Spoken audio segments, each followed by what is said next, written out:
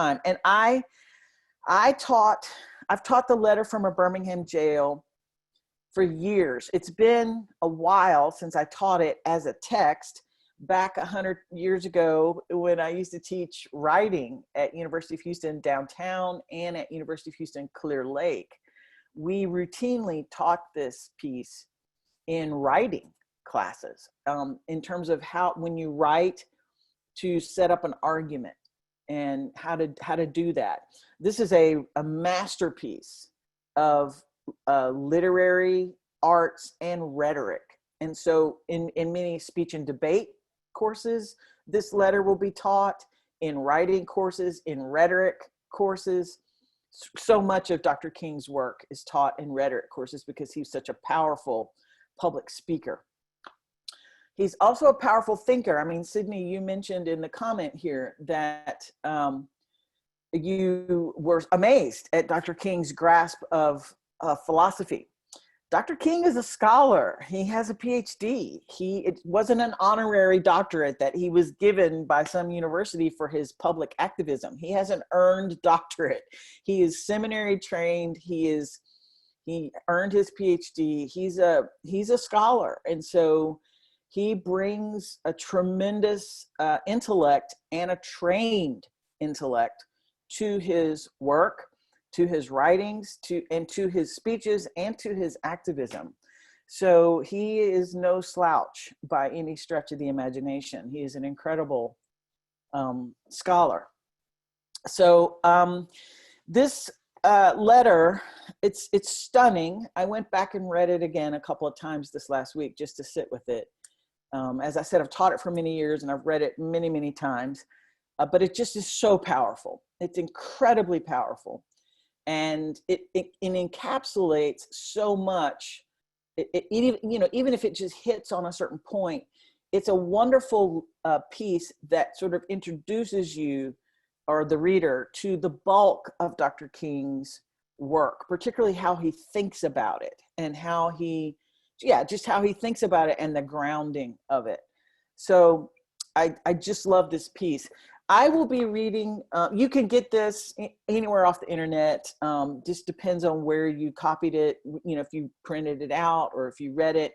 You can even find the scanned copies of the actual typed letter that his secretary and another colleague put together as they typed it out. You can find that on the internet and see it. I will be I'm reading it from, it's part of a collection edited by James Washington. It's called I Have a Dream, Writings and Speeches That Changed the World. And so this is a nice collection of Dr. King's writings and speeches. And it's, 200 pages. I recommend this, and here's why. For many people, and maybe even for many of you, there's over 100 people on this Zoom right now. For many people, even though we have a holiday named after Dr. King, even though many of our major cities have a street or a boulevard named after Dr. King, he's very well, we've got a stamp about him. He's very well known now. Despite that, many people only know the I Have a Dream speech. That's just basically what they know about him, or that they've heard him, like, from, in terms of his ideas. They know about him, that he got arrested and he was assassinated and all that. But in terms of really taking in his ideas, the I Have a Dream speech is it. And mostly, when school kids, we were talking a moment ago about school kids, how can we educate them? Mostly in schools, they might read Letter from a Birmingham Jail. In college, maybe in high school, but mostly it's going to be on MLK Day, which is a holiday, on Black History Month. They'll watch the I Have a Dream speech and hear a little bit about the Civil Rights Movement, maybe a little bit about Rosa Parks, and that's going to be it. This gives you, something like this gives you a fuller portrait of this man's thought. He was a thinker. He's not just an activist. He is a scholar, a thinker, a writer, a minister, and an activist. And his thought shifted over time on certain issues. And that's important to know. This is a whole volume of stuff. He has writings about poverty, about the Vietnam War. He's an anti-war activism. I mean, there's lots of topics in here. And so I encourage you, if you are interested at all, to avail yourself of his other writings and his other speeches besides just the I Have a Dream speech, and even this piece, as important as it is. So, okay, so let me just give you a little bit of context for this letter. It is an open letter written by Dr. King in April of 1963, while he was in jail in Birmingham, Alabama. He was in jail there for several days before Walter Reuther, the head of the United Auto Workers Union, who was also a very progressive activist, civil rights activist, everything, raised, I don't know, $150,000, $160,000 to bail out Dr. King and Ralph Abernathy and the other Shuttlesworth, Fred Shuttlesworth. Those three and a few others were arrested with him. And so Walter Reuther raised the bail money to get him out. But Dr. King was in jail for several days there in Birmingham. And the campaign, there was a civil rights campaign that had begun in Birmingham on April the 3rd. And it was coordinated marches and sit-ins at lunch counters and other retail establishments that had whites only signs. And Alabama was in the midst of resisting integration in schools and elsewhere.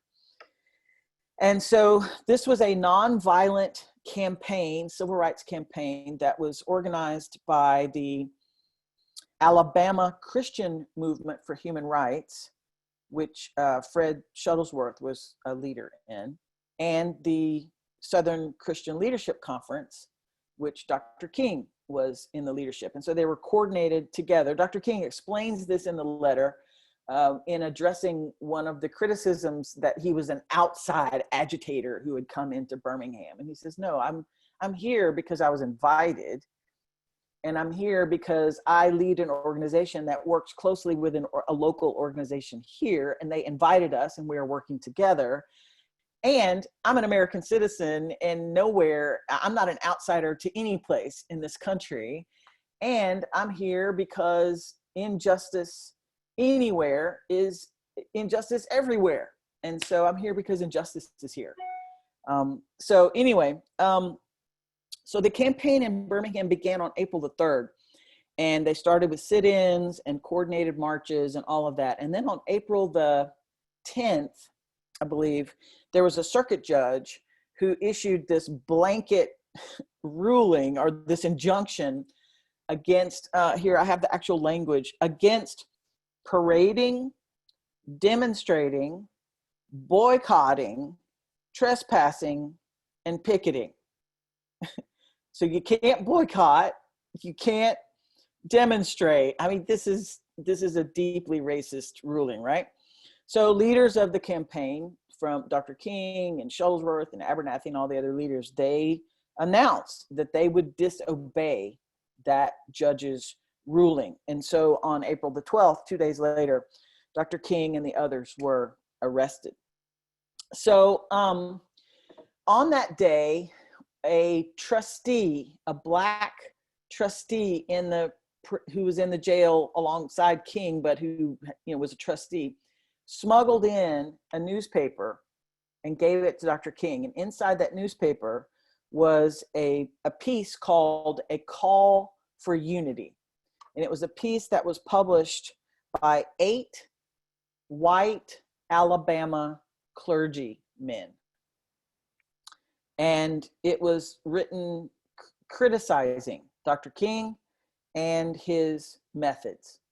Accused him of being an extremist, of being an outside agitator, of being a lawbreaker, of all those things. And so that was in the newspaper that was smuggled in to Dr. King while he was in jail. And it provoked him. And he started writing a response to it, even in the margins of the newspaper. He just started writing it. And then that same trustee, would give him a few other little scraps of paper that he would come into possession of. So Dr. King started writing his notes down on that. And then his lawyers came to visit him in the prison to figure out what they're going to do. And they were eventually allowed to leave a paper pad, one of theirs, in the cell with him. So he finished it. And his lawyers eventually took with them all the little scraps of paper and newspaper margins and things that he had written on, and took it to his organization's headquarters, where a colleague there, a pastor, and then his secretary started compiling all the little pieces and put it together, and it became a finished work. So he actually, in one of his books, Why We Can't Wait, he tells the story of that. He says, begun on the margins of the newspaper in which the statement appeared while I was in jail. The letter was continued on scraps of writing paper supplied by a friendly Black trustee, and concluded on a pad my attorneys were eventually permitted to leave me. So you can see, if some of you've gone to Memphis and you've gone to the Museum of Civil Rights there, it's in the Lorraine Hotel or Motel, whatever, where he was shot. You can, there's a replica that they've built of the jail cell where he wrote this letter. And I recommend you go to that museum. It's interesting, I have a personal connection to that museum because Nisha, my wife, is born and raised in Memphis. And her family, her parents immigrated from India, and they had a community, were friends in a larger community of Indian American families. And those families spearheaded the fundraising to add to the National Museum of Civil Rights there, the Gandhi section, because they're from India, he's from India, and Gandhi's ideas about nonviolent passive resistance were very seminal to Dr. King's own ideas, and we're going to come to that here in a little bit. So it's really amazing. Ken asked, do you know where the original letter is kept? I don't off the top of my head, but you can Google it. I believe it's in an archive at it may be at the King Archive. It's archived.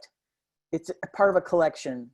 But you can Google that because that's how I found it. And so I don't know if it's on display. It might be, it may not be, I don't know for sure.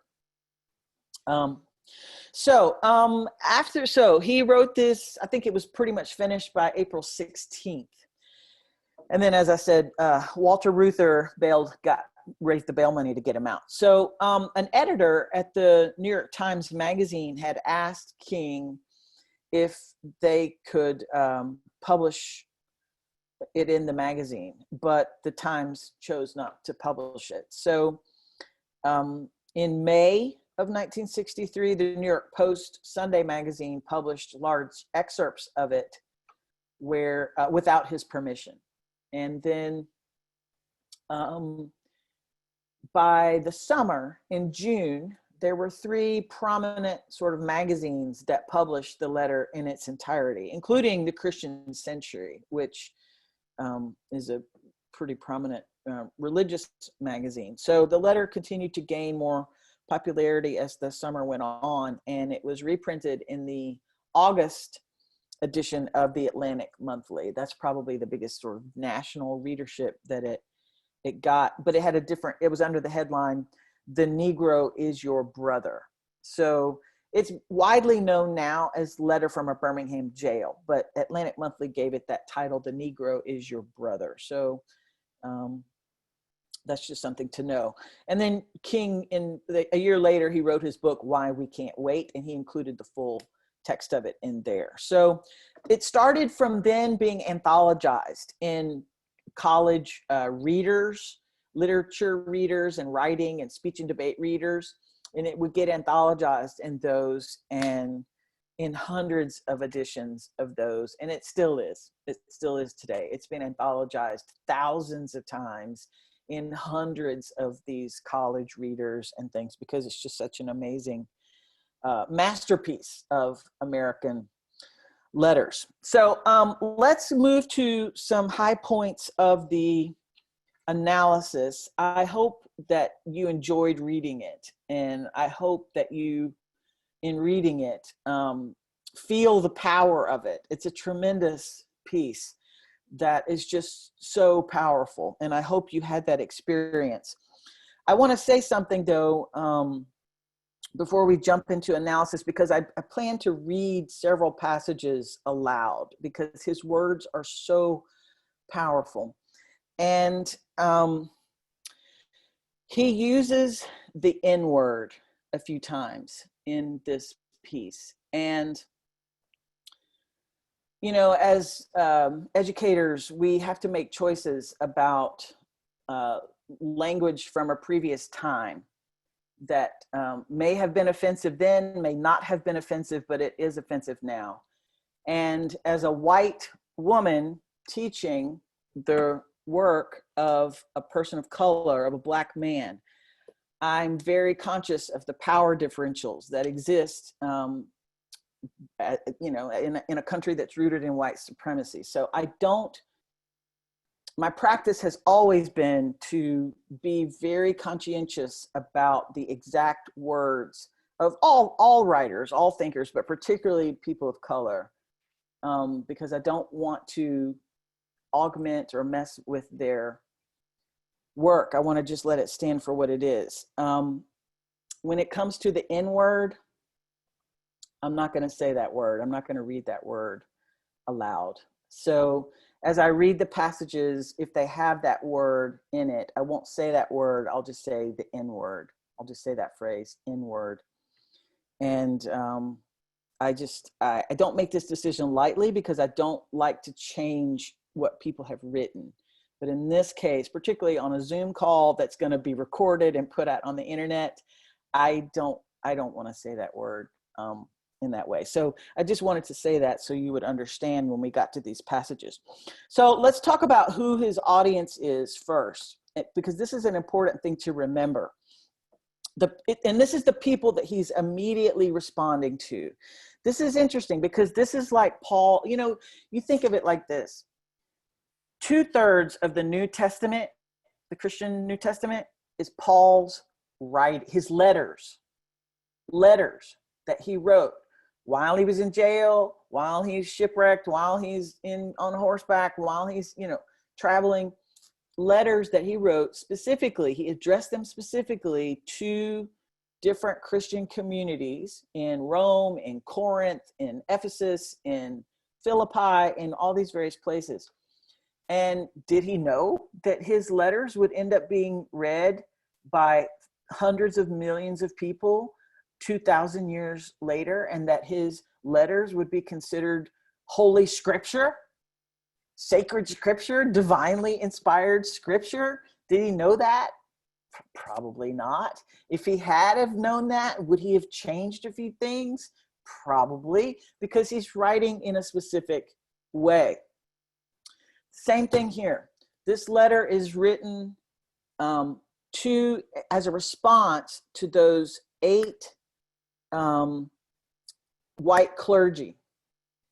And most scholars, though, who are analyzing this know that Dr. King is writing it to them, in response to them, but that they stand in for the larger white Christian world that he has been interacting with and having to tangle with, and that it was eventually going to be out in the public for wider dissemination and for people to read it. So it's important to note that these white clergymen wrote this call to unity piece criticizing his movement and his methods. And so he's responding to them.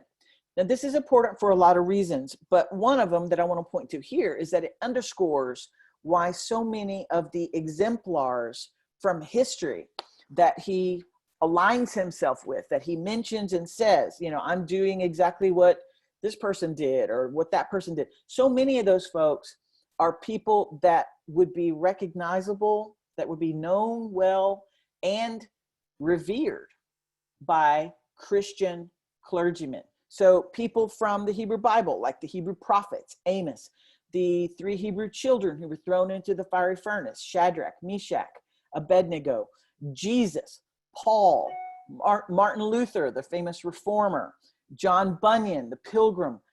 So many of the people that he mentions that he's aligning himself with, these are people that his critics also ostensibly align themselves with. And this is an important argument, a debate strategy, and a speech strategy to convince your opponents and to defend your position. So all these people would have deep religious meaning to his immediately intended audience, and also to the larger audience that this letter ended up having after it was published nationally. Now, this is a key aspect of Dr. King's overall strategy, not just here in this letter, but in general, when it came to communicating, languaging his rationale, his defense of civil rights, his defense of civil disobedience, and all of it. And this is, he spoke as a Christian and he spoke as an American. And these are two very distinct voices, and he used them both interchangeably, and he piled them one on top of each other. And this was just, it's both of them are deeply who he is. He is a Christian. He's a minister. He's a Baptist minister in the Christian tradition. And he's his father, his grandfather. I mean, he comes from a long line of Christian ministers. So that is just deep in his blood. And he's an American. But these are two very different perspectives. So he can speak from a Christian perspective. And because he's addressing this letter to white clergy people, he spends time on that section about the moral law, about why it's okay to disobey an unjust law. Notice who he quotes there: Augustine, Thomas Aquinas, these Christian, Paul Tillich, Martin Buber. These are theologians. These are Christian. Well, Buber's a Jewish theologian, but these are theologians, and these are folks that his immediate audience immediately would recognize. They studied them in seminary. They all went to seminary and they studied them back and forth. They read their works. And so it's important to understand that there are other ways that you could argue for disobeying unjust laws, but he chooses sort of a Christian law kind of way, using that angle on it because of his immediate audience. But the other thing that he uses, he also quotes, he mentions Thomas Jefferson, Abraham Lincoln, the Declaration of Independence, the Constitution. These are American things. So Dr. King knows that even though in the time he's writing, and still today, Christianity is the dominant religion in this country, people, it's the religion with the most adherents in this country. Not everyone is a Christian. And that language is not going to resonate as deeply for everyone. It will for Christians and for some Jews who, if he's talking about the prophet, Hebrew prophets or whatever, but it's not going to resonate for everyone. So he'll switch over and he'll use American language, and he'll talk about freedom and equality and justice under the law and basic human rights. These core values that are encoded in the founding documents of this country. And those documents are largely godless. I mean, none of them mention Jesus. None of them are Christian in any way, shape, or form. And if they mention God, which I think only the Declaration does, it's the God of deism. It's this God of natural law and stuff. It's not that's about it. So these are largely secular documents. And so in choosing the American language or lexicon, he can cast the net even broader than if he was using just Christian language. And, you know, many of us in America, we have religious feelings about the principles this country is founded on: freedom, equality, human dignity, human rights, all those things. And so we can be emotional and we can feel pious about those things, even if we're not religious. So this is important to know about him. This man, he is a strategic thinker, and he's a perfect example of someone who has joined together his deepest passions, his deepest moral commitments, his core values, with in razor sharp strategy in terms of getting something done, in terms of pushing a rock up a hill, in terms of making the world a better place. And so it's really astonishing. He didn't just luck into this. He's prepared. He's got the training, the education, the passion, the moral formation. He's got it all. He's the complete package of that, which is why at such a young age, he was he was in his mid-20s when he was put into positions of leadership in his church and in his denomination and in the Black community in terms of civil rights action. And he's 34 or so when he writes this letter. So relatively young. So he's speaking two tongues here, the Christian language and the American language, in order to cast the net as wide as possible. And it works really as a great debate strategy, because he ends up aligning himself with those that his opponents revere and respect, even their own God, Jesus. Okay, let's move to his theory of civil disobedience and direct nonviolent action. And I see Victoria, yeah, you've commented that he did edit the letter. You know, he's writing it in prison, and by the time it started being anthologized, he had improved it. He said in his book, you know, I left it all. The content is absolutely the same. I just improved it a little bit, made a few tweaks here and there. His wife, yeah, Victoria, you mentioned that. Coretta Scott King has donated a lot of that stuff to various archives. Okay. Civil disobedience and direct nonviolent action. Civil disobedience, the idea of breaking laws, because his white clergy accusers had said, we can't support you because you're a lawbreaker. This is something we've heard recently, right? I mean, with these uprisings that we're having now, because that's, you know, got spurred on here recently with the murder of George Floyd and Breonna Taylor. And I mean, the list is long. I mean, it's just long all the time, because every month there's new people.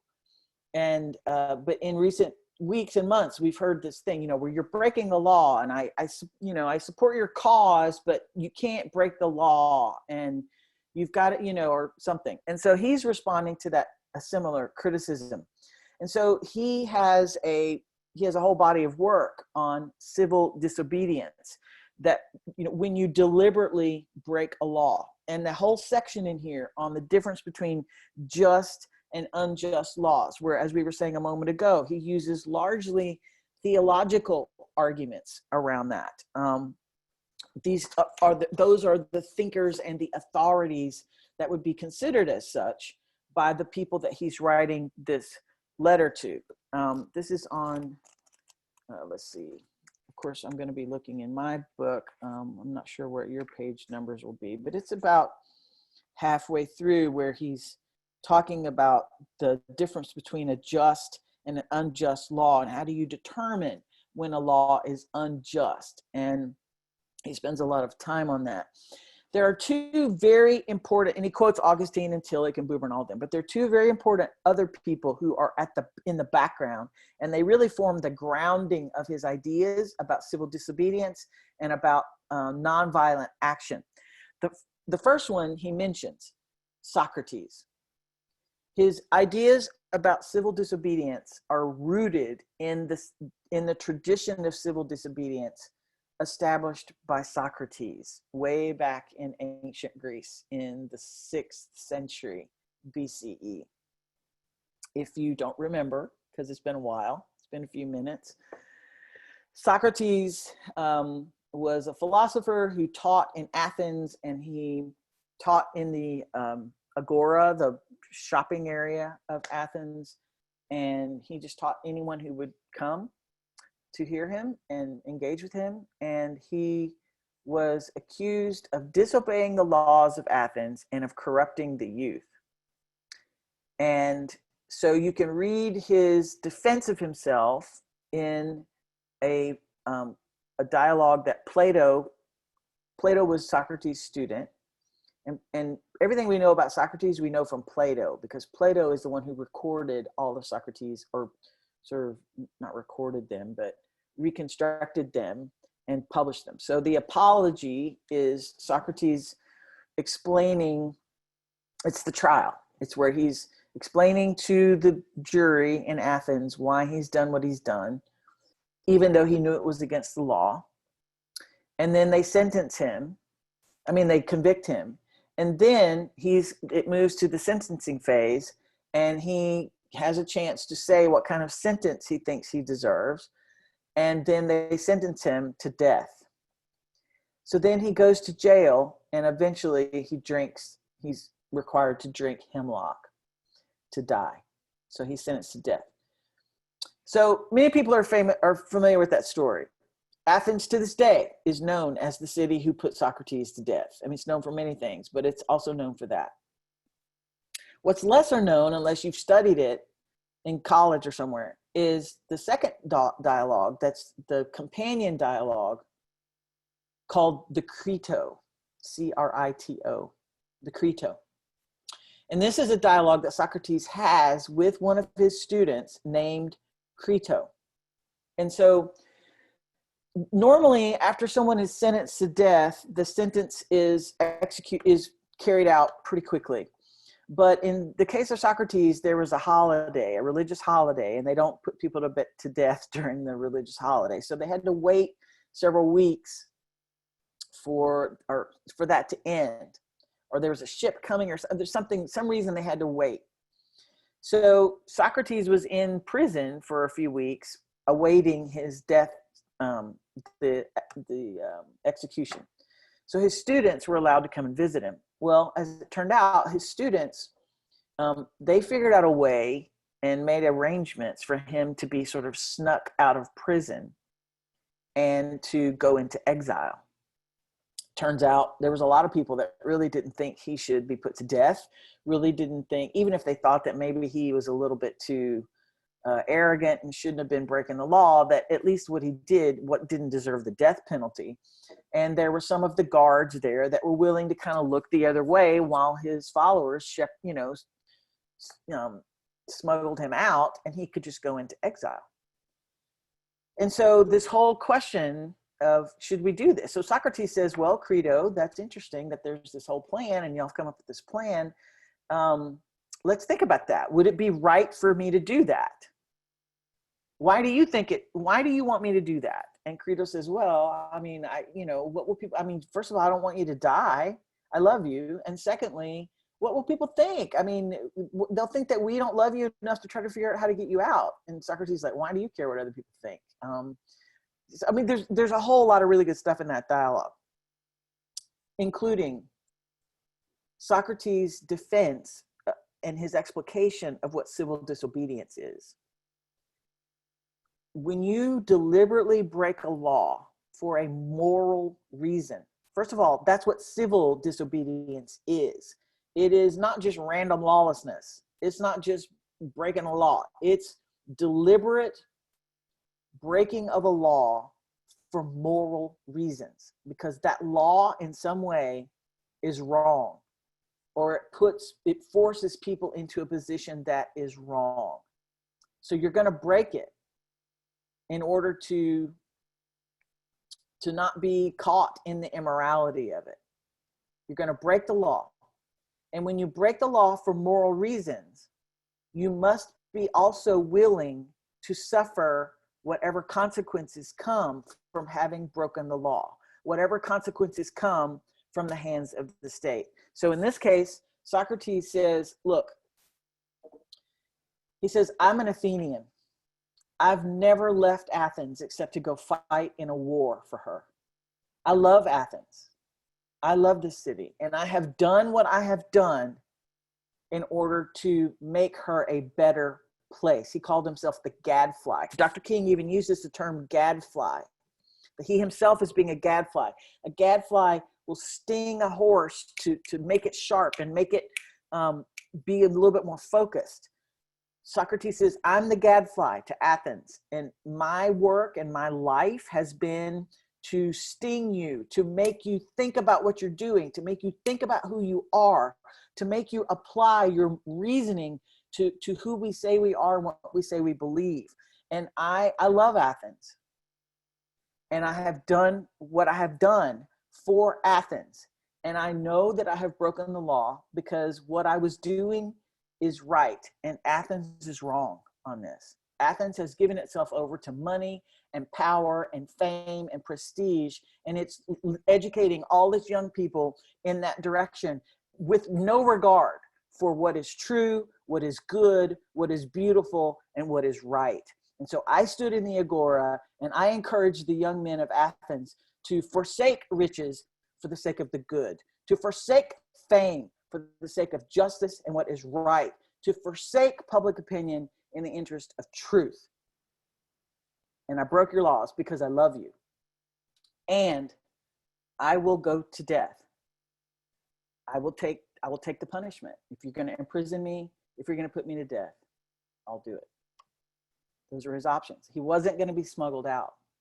So this is a key aspect of the civil disobedience tradition that Dr. King is a part of, and it comes from Socrates. Let's look at a passage.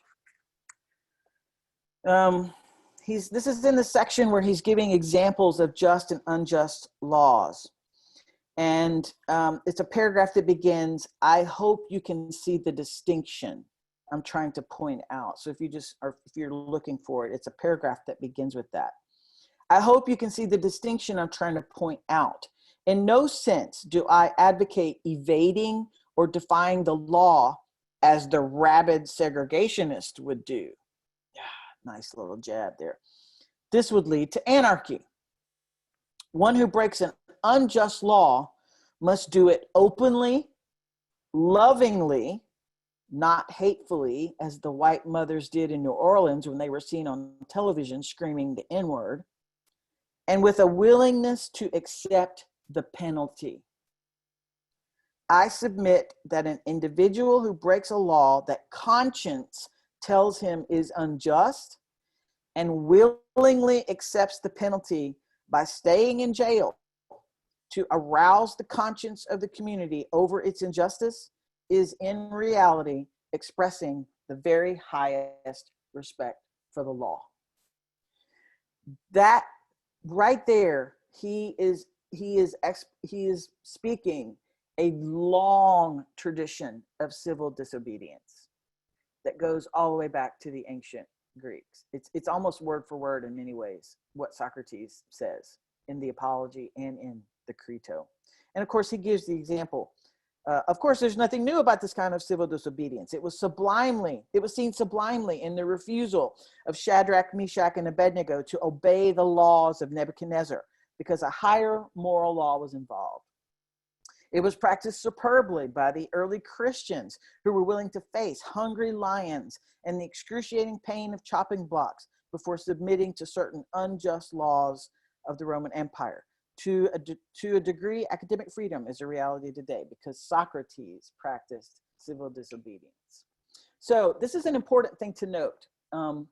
There's a long tradition here, and it has to do with consciously, as a matter of conscience, deliberately breaking certain laws, sitting at lunch counters where you're not supposed to be able to sit, walking into restaurants, riding in a seat on the bus when you're not supposed to, when the law says you can't, drinking out of water fountains when the law says you can't, deliberately disobeying these, doing it openly, having already explained perhaps in the public conversation why you're doing this. And then when you get arrested and you go to jail. And the only way you're going to get out of jail is through legal means. You're not going to get broken out. You're not going to get smuggled out. You're not going to have a jailbreak, nothing like that. You're going to do the thing through legal means. So there's that. The other person that is deeply foundational for Dr. King's thought here, he does not mention in this letter, is Gandhi, Mahatma Gandhi, the great Hindu spiritual teacher and political and lawyer and political activist who was instrumental in helping India achieve independence from Britain. Dr. King had read Gandhi's work, admired it, admired the principles of it, and admired the success of it in terms of India gaining its independence from colonial power through largely nonviolent means. India did not have to go to war against Britain in order to gain its independence. Our country, the United States of America, did go to war, staged a revolutionary war to free itself, but India did not have to do that. So in 1950, was it 1954, I believe? No, 1959. Dr. King visited he went to India and he visited the Gandhi library there. He never met Gandhi personally, but he met with and had long discussions and conversations with and long interactions with people who had worked with Gandhi and who were instrumental in the activism there in India. And he ended up writing an article, Dr. King did, for Ebony magazine. It was published in Ebony magazine later that same year in 1959, where he talked about his trip. And the whole letter is in this volume that I have, but I can read you a quote from it. This is Dr. King writing in Ebony magazine about his trip to India. True nonviolent resistance is not unrealistic submission to evil power. It is rather a courageous confrontation of evil by the power of love, in the faith that it is better to be the recipient of violence than the inflictor of it. Better to be the recipient of violence than the inflictor of it, since the latter only multiplies the existence of violence and bitterness in the universe, while the former may develop a sense of shame in the opponent and thereby bring about a transformation and change of heart. Nonviolent resistance does call for love, but it is not a sentimental love.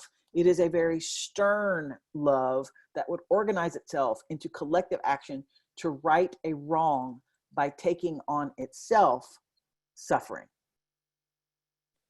This is a very powerful passage. And the closest that he hints at it is in his letter, is a little bit earlier on in the letter, just actually a couple pages into it, where he says, let's see, 1, 2, 3, 4, 5, 6 paragraphs into the letter, when the paragraph beginning, in any nonviolent campaign. In any nonviolent campaign, there are 4 basic steps. 1, collection of the facts to determine whether injustices are alive. 2, negotiation. 3, self-purification. And 4, direct action. We have gone through all of these steps in Birmingham. There can be no gainsaying of the fact that racial injustice engulfs this community. So then he goes on for a paragraph or 2 describing that injustice, and that then they went and tried to negotiate, and they got promises made to them that were immediately broken, which is just has happened forever. He said, the weeks and months unfolded. We realized that we were the victims of a broken promise. The signs that said whites only remained. Like so many experiences of the past, we were confronted with blasted hopes, and the dark shadow of a deep disappointment settled upon us. So we had no alternative except that of preparing for direct action, whereby we would present our very bodies as a means of laying our case before the conscience of the local and national community. We were not unmindful of the difficulties involved. So we decided to go through a process of self-purification. We started having workshops on nonviolence and repeatedly ask ourselves the questions: are you able to accept blows without retaliating? Are you able to endure the ordeals of jail? This is straight out of Gandhi's playbook. And not Gandhi's alone, but Dr. King really got the details of this from Gandhi. This is the self-purification. The theology, so to speak, behind this is, for Gandhi, in the Vedanta Hindu notion that everyone carries within them the spark of the divine, that the divine spark is in everyone. You could argue, Jewish Kabbalah could argue this as well. But Gandhi's a Hindu, and he's arguing that, everyone is a bearer of the divine spark.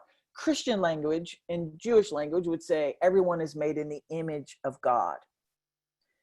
And so here, there's this combining of the civil disobedience maxim, which says, do what you need to do as a matter of conscience, do it openly, prepare people, tell people you're going to do it, and then do it and be willing to face the penalties. Are you able and willing to go to jail? Dr. King had a long arrest record. Almost all these people that were involved in this had long arrest records. The wonderful Mr. Lewis, who died last week, long arrest record. Nelson Mandela in prison for years and years. So are you able to endure jail? Jail is not a happy place to be. I myself taught college classes for many years in Texas state prisons. I can tell you, they are miserable places to be. They are not air conditioned. That's one thing.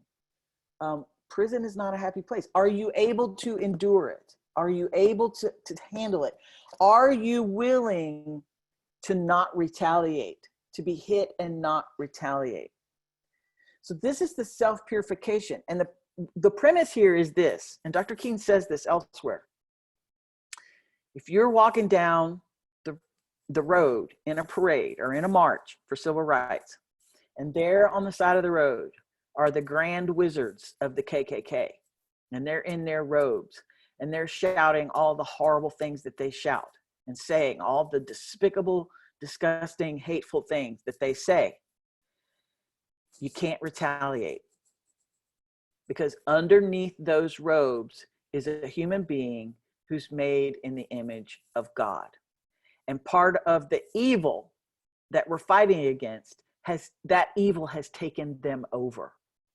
They are lost in it. And they are a human being made in the image of God. And so you cannot retaliate back. So the idea is, don't retaliate. Stay focused on even your enemies. It's straight from Jesus too. Love your enemies. Pray for those who persecute you. Love them. Jesus did not fight. He was sentenced to death in an unjust way. Did he try to fight? Did he resist it? No. He's a perfect example too that Dr. King would give for civil disobedience.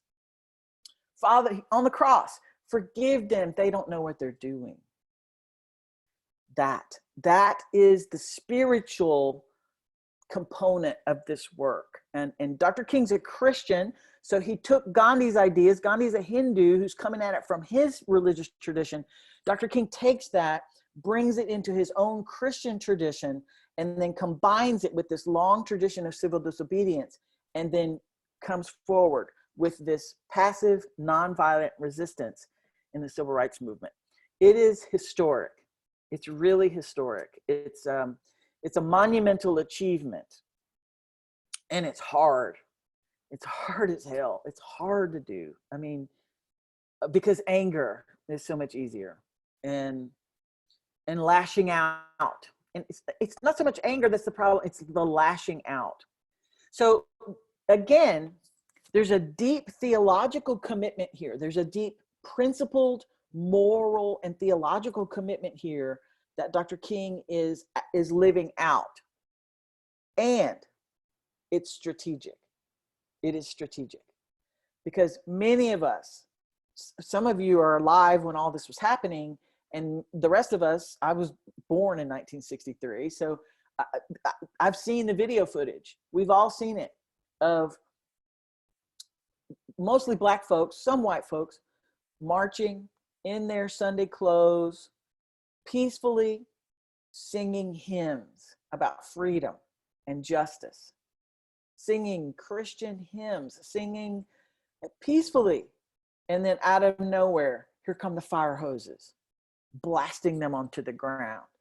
Here come the dogs being sicked on them.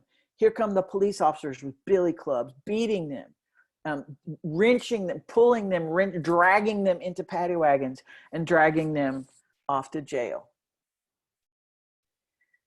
And many scholars, like particularly those who have studied the influence of broadcast media in political activism, this is a case study where suddenly those images were showing up in people's living rooms on television in America.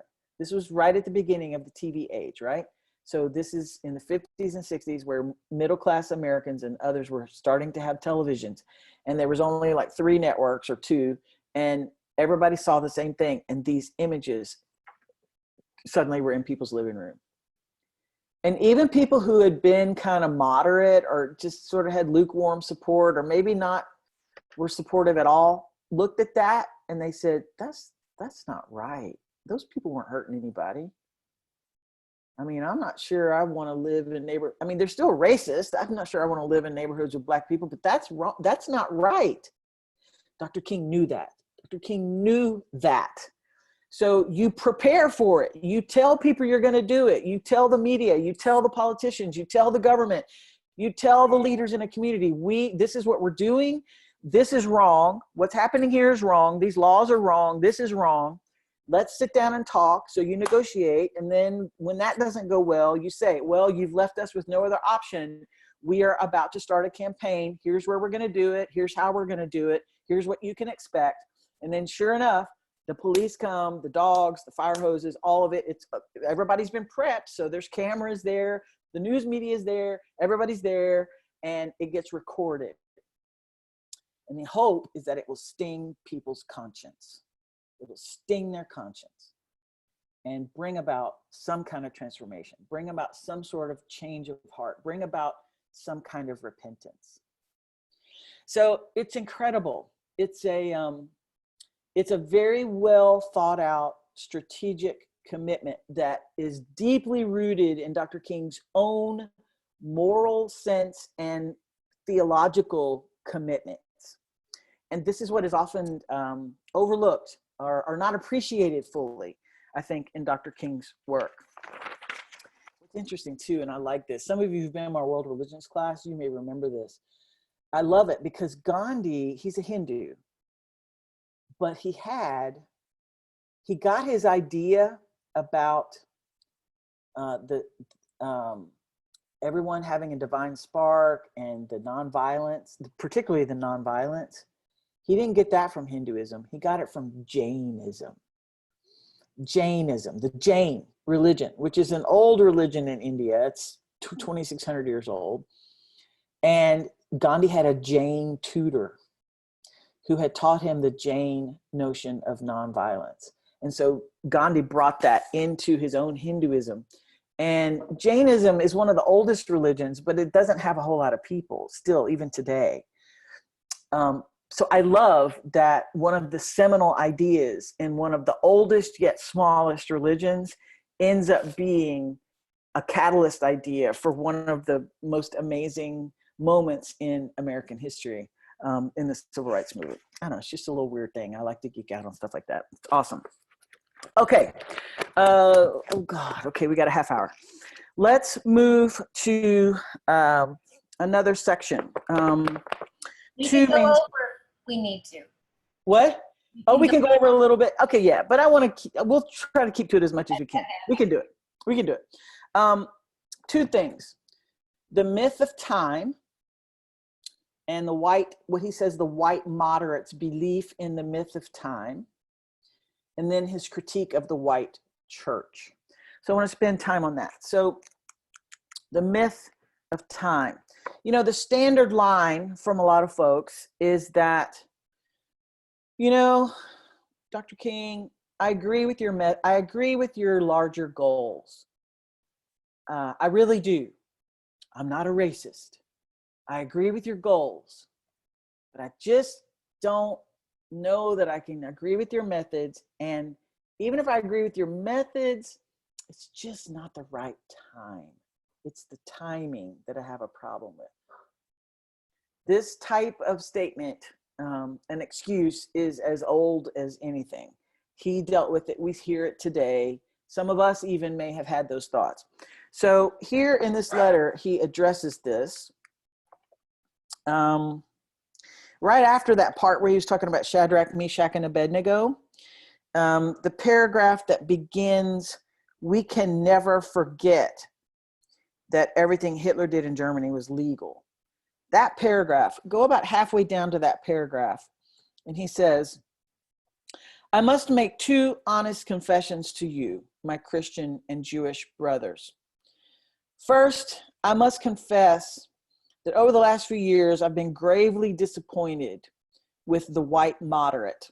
I have almost reached the regrettable conclusion that the Negro's great stumbling block in the stride toward freedom is not the white citizens counselor or the Ku Klux Klanner, but the white moderate who is more devoted to order than to justice, who prefers a negative peace, which is the absence of tension, to a positive peace, which is the presence of justice, who constantly says, I agree with you in the goal you seek, but I can't agree with your methods of direct action, who paternalistically feels that he can set the timetable for another man's freedom, ugh, who lives by the myth of time, and who constantly advised the Negro to wait until a more convenient season.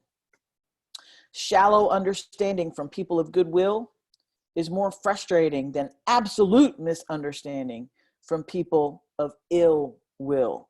Lukewarm acceptance is much more bewildering than outright rejection." So he mentions this myth of time, and that people will trot that out. Now, if you just move over, like go down 2 paragraphs or so, the beginning of this paragraph, I had also hoped that the white moderate would reject the myth of time.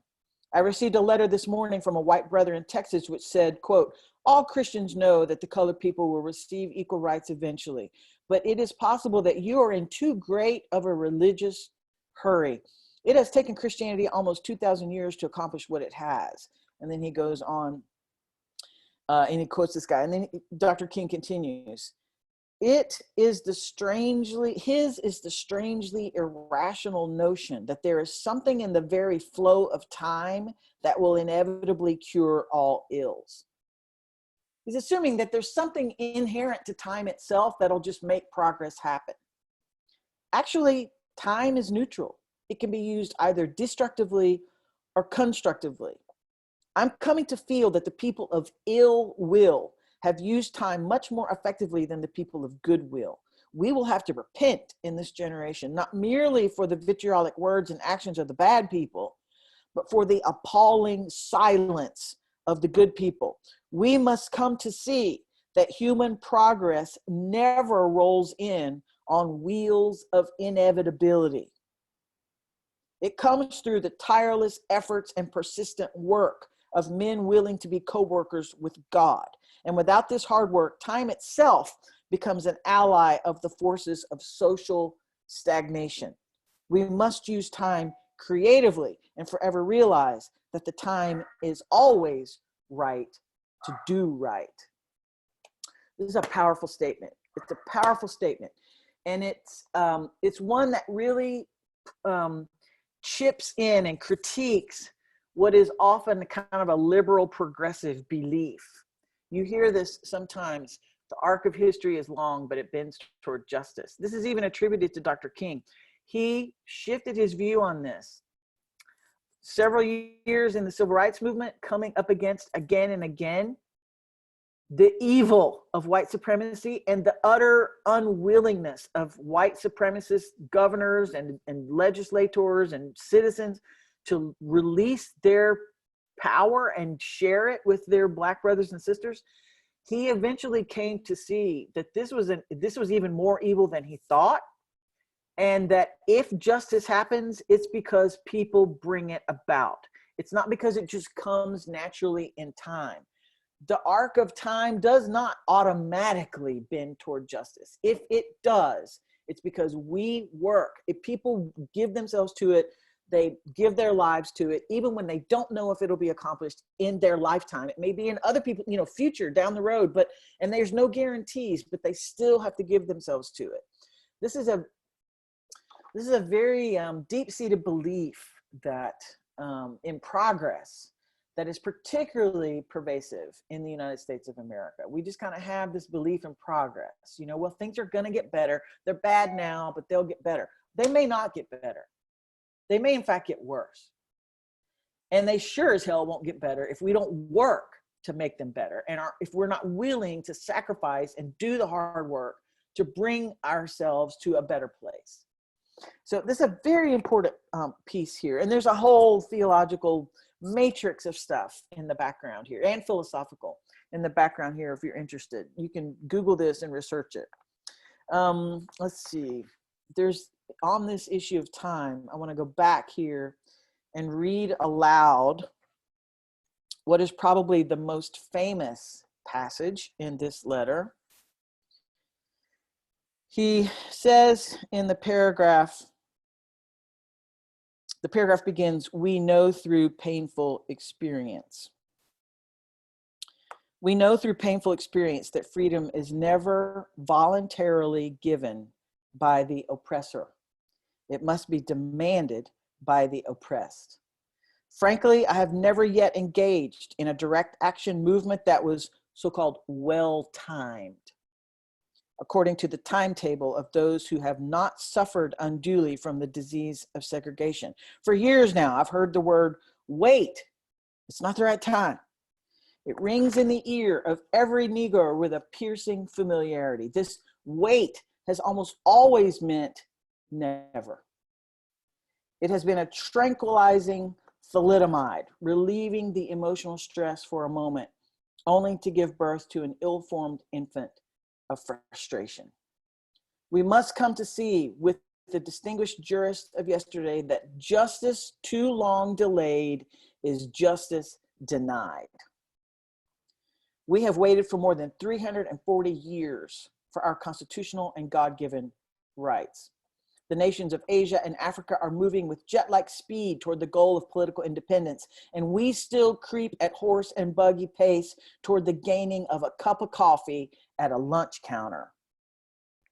I guess it's easy for those who have never felt the stinging darts of segregation to say, wait.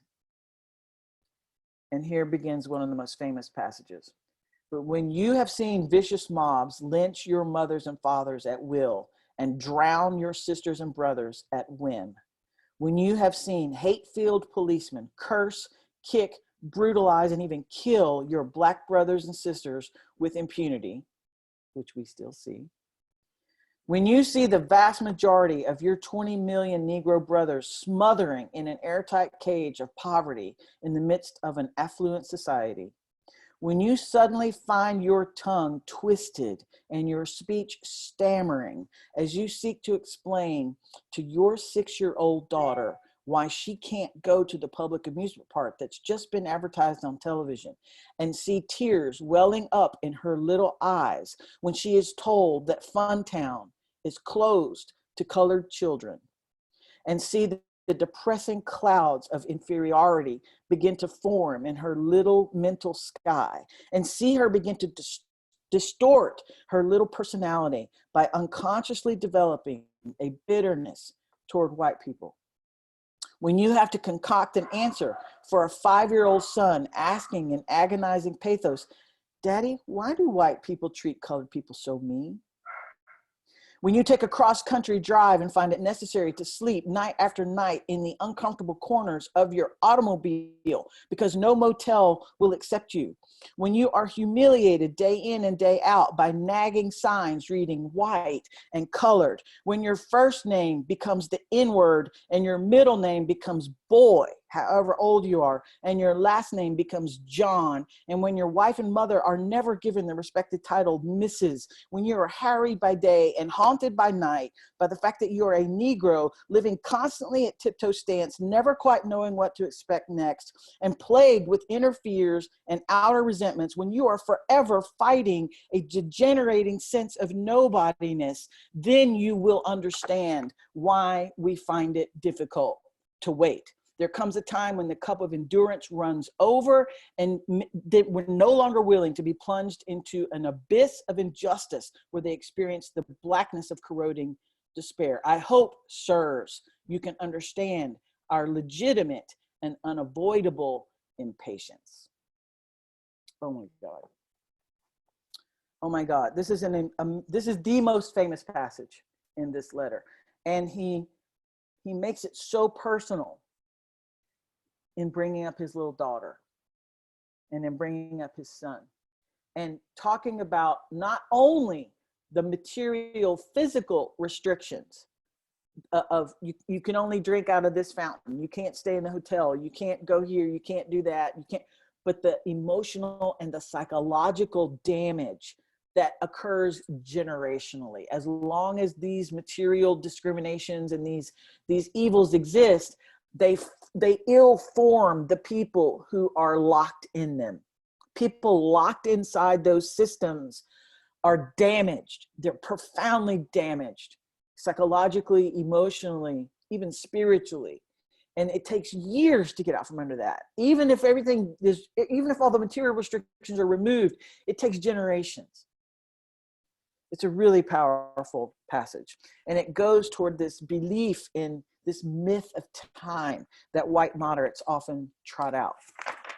Now, the last part is the complicity and the complacency of the white church. And he spends several pages in the letter talking about that. And this is an important positioning that he takes for himself as he critiques the church. And he says it, "I'm critiquing the church as an insider.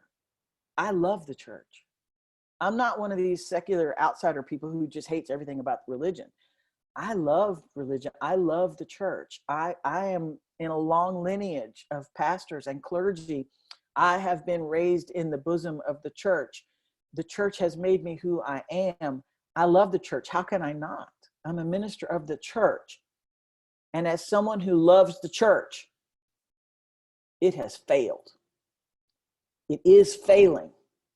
And it has failed to take up this moral cause. It has lost its moral grounding.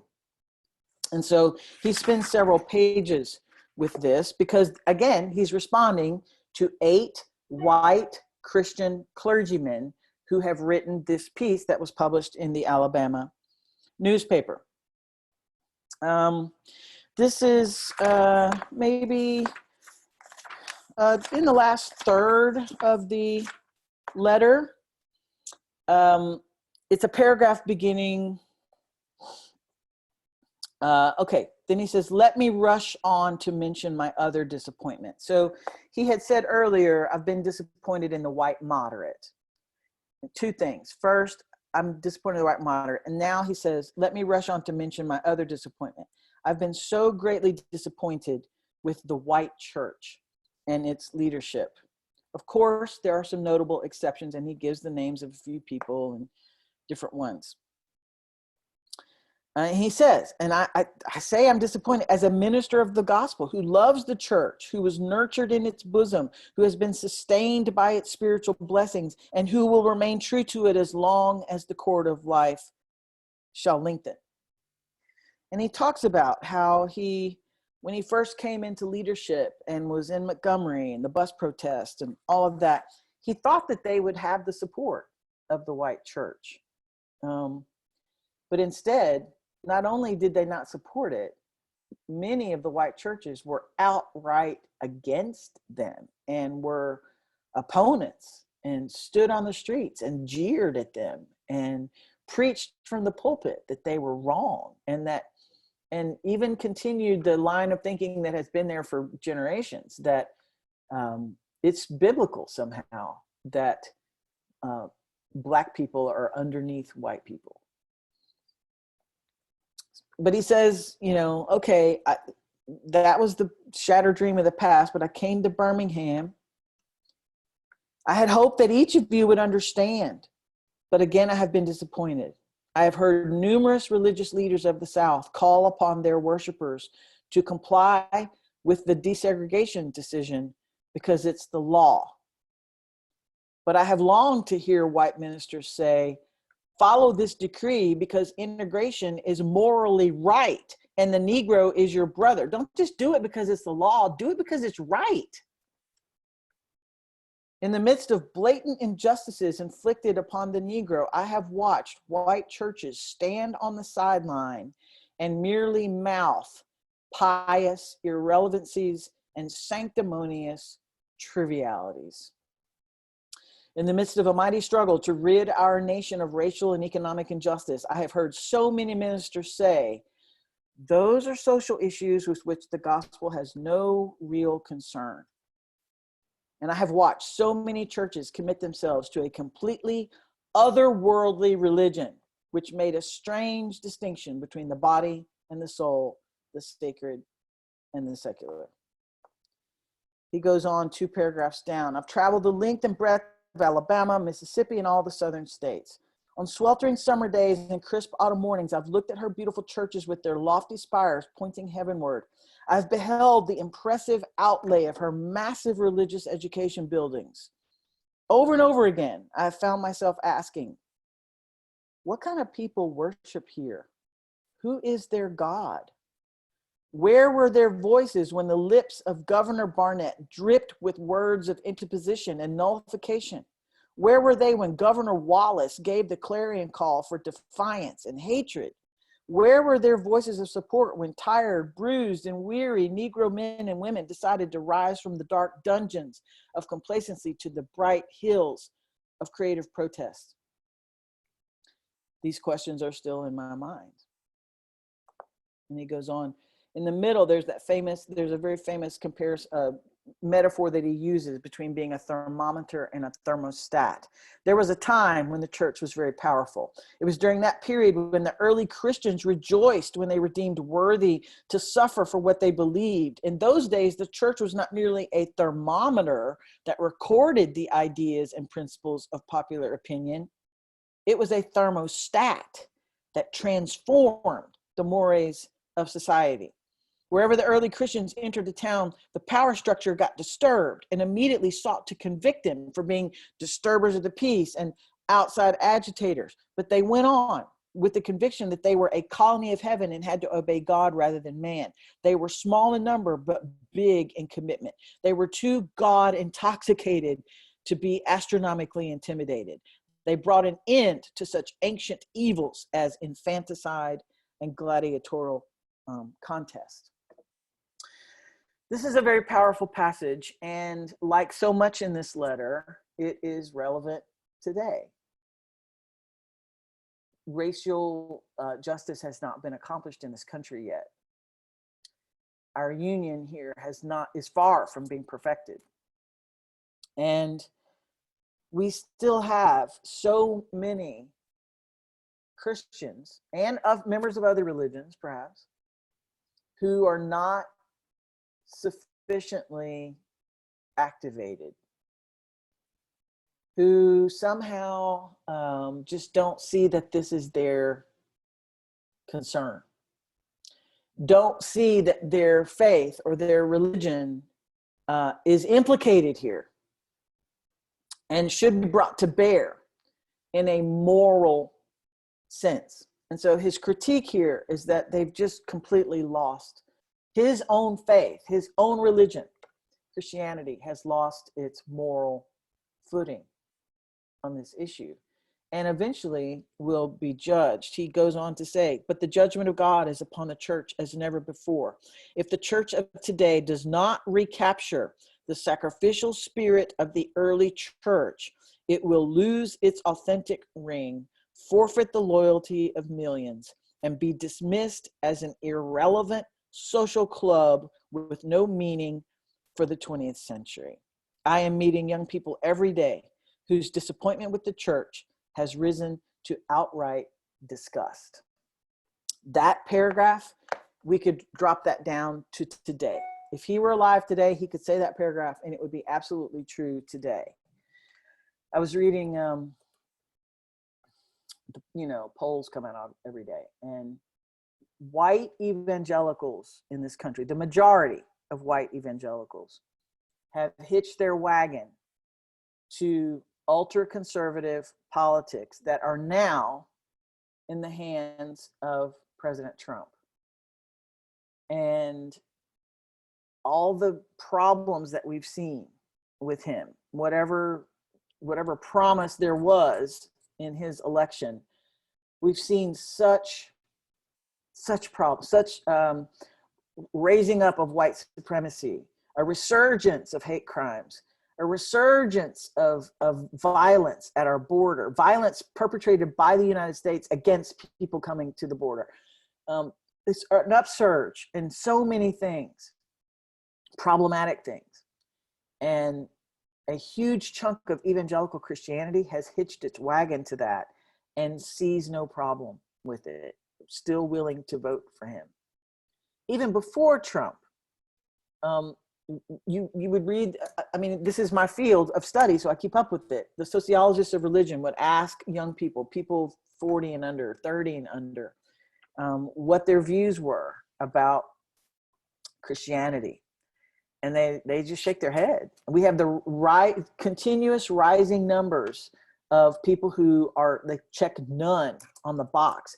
And when you ask them about it, they'll say that they're disgusted by the dominant representations of Christian religion because they don't take climate change seriously. They don't care about social justice issues. They hate gay people, make their lives miserable. They're not activated by race, by systemic racism and trying to fight that. It's like they're a country club. It's like they're just cut off from that. It's like the church doesn't speak to those issues. This is a problem for Dr. King. He says this is a problem. And if your religion is so otherworldly that it just doesn't deal with these types of things, he doesn't really recognize that as a religion. Of course, the hypocrisy is that that form of religion does deal with this worldly things. It just does it in a way that skews toward it wants power for its own self. So it will engage, but not in ways that Dr. King and others will say are moral. It's lost its moral footing. So this is a perennial conversation that we have in this country. Evangelical Christianity has been the dominant form of religion in this country for pretty much as long as we've been here. Some form of evangelical Christianity. And I don't want to paint that with a broad brush. There's all kinds of different forms of evangelicalism. Even some of you in this class are in that community. Some of you are leaders in that community, and you are very much engaged in these conversations around social justice and other things. I don't want to skip over that. A huge chunk of evangelical Christianity is not. And that's what Dr. King was pointing out in his time, and we can still point it out today. It was evangelical Christians who fought for abolition of slavery.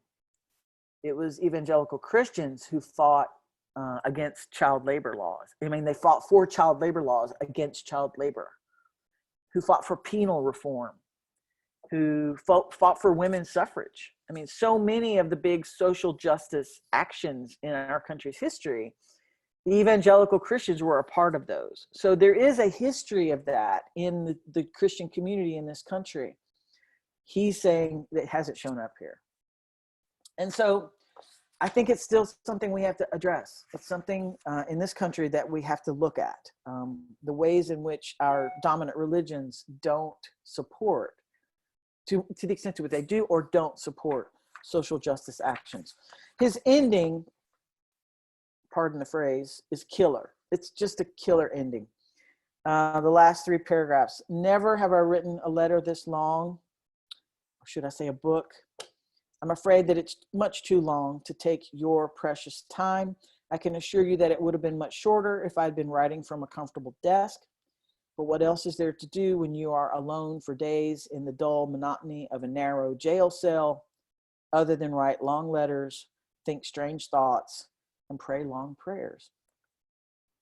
If I've said anything in this letter that's an overstatement of the truth and is indicative of an unreasonable impatience, I beg you to forgive me.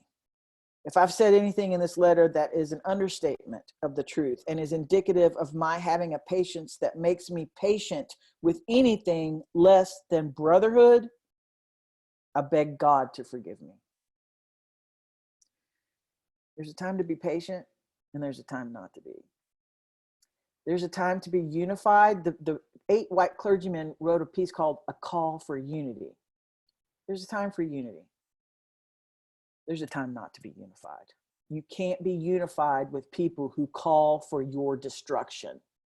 You can't be unified with people who don't view you as a person. That's not a time for unity. That's a time for protest.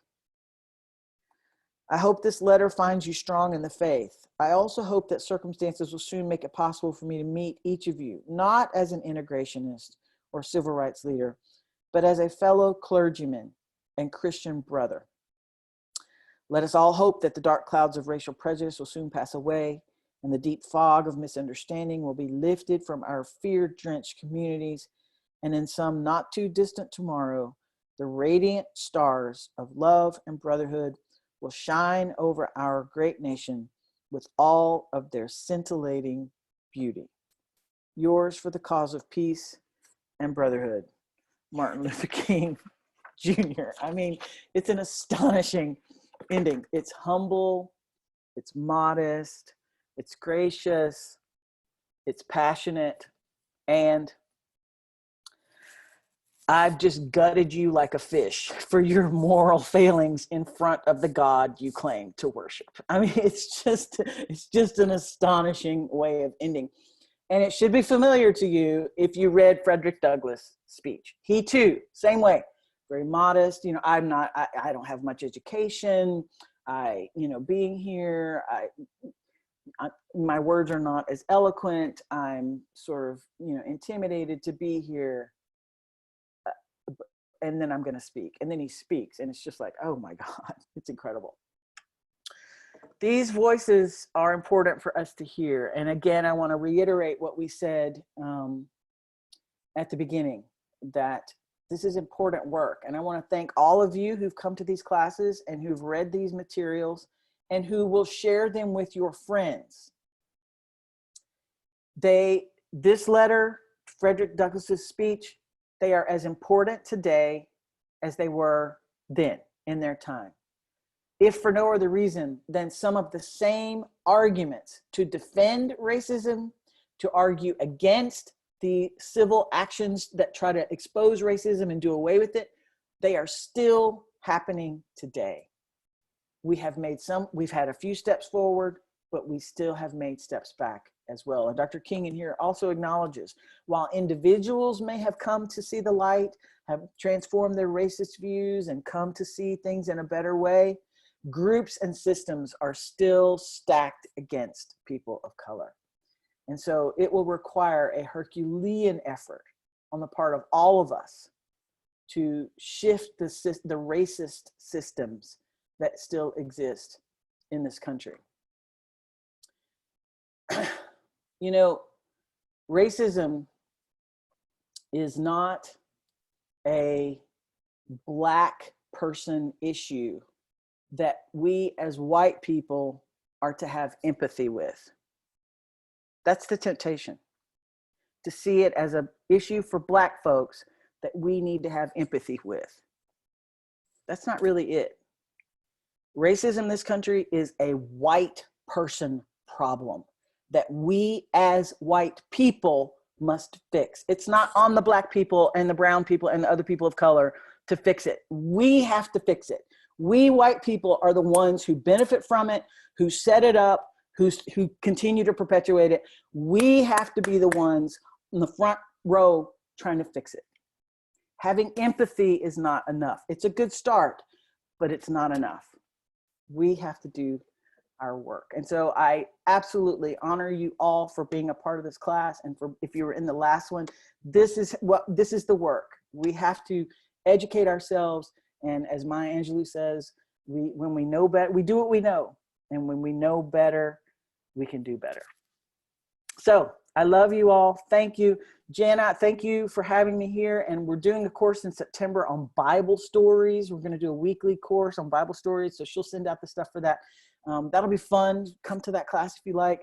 And I will send to Jana the information that I mentioned earlier about my Patreon in case any of you want to join that and read my ramblings.